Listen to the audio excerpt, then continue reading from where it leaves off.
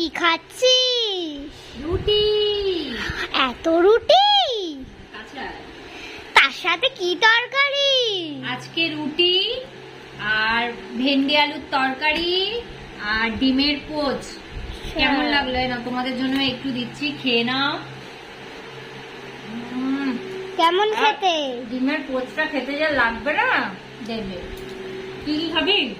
না না, তুই খা।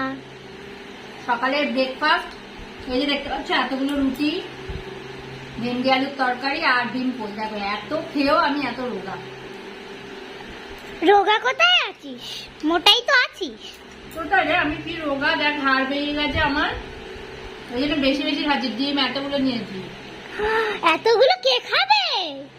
আমি। এতগুলো ডিম? হ্যাঁ, এক টুকরো